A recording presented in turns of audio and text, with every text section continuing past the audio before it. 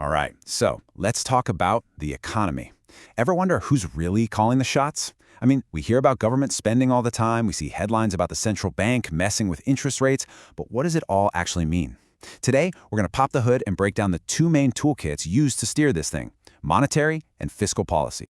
So let's just start with that big question right at the top. Who is actually driving this thing? Is it one person? Is it a committee? Or are there a couple of different people with their hands on the wheel, maybe fighting over the radio? It's a super important question because the answer affects pretty much everything, from your savings account to the price of milk. To make sense of it all, let's just use a simple analogy for this whole explainer. Think of the economy as a car. You want a nice, smooth ride, right? You don't want to go too fast because you could overheat with inflation, and you definitely don't want to go too slow or you might stall out in a recession. It takes some really careful driving. Okay, so if the economy is a car, our first driver is the central bank. You can think of them as having their hands on the steering wheel and the pedals. Their whole driving philosophy. That's what we call monetary policy. Now, what's really key to understand here is who is in charge. Monetary policy is handled by a country's central bank. So, for instance, the Federal Reserve in the US.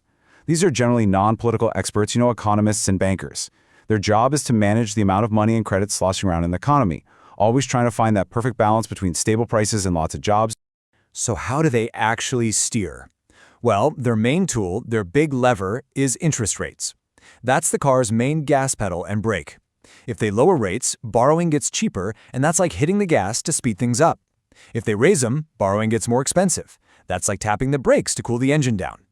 They've also got some more technical tools, like open market operations, which is kind of like fine-tuning the fuel injection. And then, in a huge crisis, they can pull out the big guns, quantitative easing, or QE. That's basically like hitting the nitrous boost. But wait, the central bank isn't the only one in the driver's seat. There's another major player here, the government. Their approach is called fiscal policy, and it's less about the pedals and more about deciding how much fuel goes in the tank and what the destination on the GPS is. At its heart, fiscal policy is really all about the government's budget, its checkbook, basically. These are the decisions made by elected officials, the politicians in Congress or Parliament, about how to spend our money and how much to collect in taxes. And that makes it a fundamentally political process, which is a huge difference. Their tools are way more direct. Government spending on things like new bridges or schools, that's like pouring high-octane fuel right into the engine to create jobs and get things humming. Tax cuts? Well, that leaves more money in your pocket, hoping you'll go out and spend it. And then you have transfer payments, like stimulus checks, which are basically the equivalent of a direct cash handout to everyone in the car to make sure the trip keeps going. So we've got two drivers with two very different ways of doing things. To really get how they're supposed to work together, let's pop open the economy's official driver's manual and put them side by side. I mean, when you see it laid out like this, the contrast is pretty striking, isn't it? On one side, you have the experts at the central banks who can make decisions super fast, almost on a dime. On the other side, you've got politicians who are much, much slower, making these deliberate decisions about the budget. But maybe the biggest difference is this. Monetary policy is kind of a blunt instrument. It affects everybody. Fiscal policy, though, that can be targeted like a laser to help specific people or specific industries. Okay, theory is great and all, but let's see how this all works in the real world. Nothing, and I mean nothing, tested these two drivers like the massive economic crisis of 2020. That was the ultimate road test. When the global economy just slammed on the brakes in early 2020, the coordination was honestly incredible. The monetary driver, the central banks, immediately floored the accelerator. They cut interest rates like crazy and started pumping money into the system. And at the exact same time, the fiscal driver, the governments, unleashed an absolute flood of fuel with these enormous stimulus packages to keep the whole engine from seizing. And the scale of that fiscal response was just staggering. The first U.S. stimulus bill alone, the CARES Act, was over $2 trillion. That's trillion with a T. That's the raw power of fiscal policy for you. It's like the economic equivalent of calling in a fleet of tanker trucks to refuel the entire country in an emergency. But, and this is a huge but, that power comes with a major weakness, and this quote just nails it. Fiscal policy can be incredibly slow.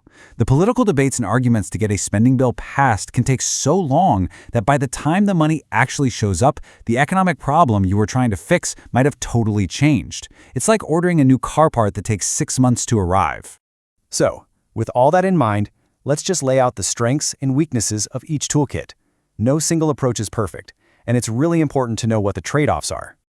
For monetary policy, the biggest pro is speed. For sure, a central bank can change course in a single afternoon, and it's a really powerful tool for fighting inflation. But the cons are big too. I mean, if interest rates are already at zero, you can't really cut them any further. You're out of road.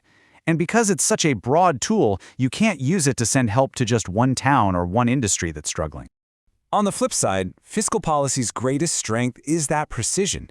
It can deliver help directly to the people who need it most, and it's amazing for big stimulus and creating jobs. But like we saw, it's slow, and all that spending and borrowing can lead to a huge mountain of government debt, which, well, that creates its own set of problems later on. So what's the ultimate takeaway here? It's really not about choosing one driver over the other. That's the wrong way to think about it. One driver is fast and nimble, controlling the speed. The other is powerful and precise, managing the fuel and the destination. For a truly smooth and stable economic ride, you absolutely need both of them in the car, coordinating and working together. And that leaves us with one final question to think about. Looking at the economy right now, the inflation we're dealing with, what's happening in the job market, what do you think we need? Is it time for our policymakers to be tapping the monetary brakes to slow things down, or should they be hitting the fiscal gas pedal to inject more fuel? It's a tough, tough call. And now you know exactly what's at stake.